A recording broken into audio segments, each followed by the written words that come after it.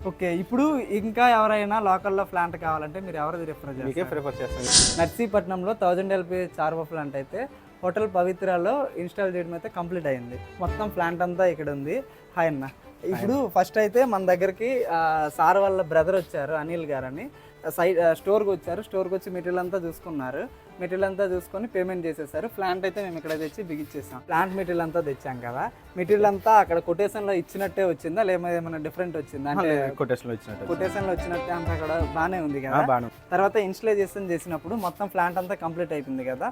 ఎక్కడైనా లీకులు రావడం కానీ అలాంటివి ఏం లేకుండా అంతా బానే ఉంది. ఓకే. ఇప్పుడు ఇంకా ఎవరైనా లోకల్లో ప్లాంట్ కావాలంటే మీరు ఎవరిది మీకే ప్రిఫర్ చేస్తాం. ఎందుకంటే సర్వీస్ అది బానే ఉంది కదా.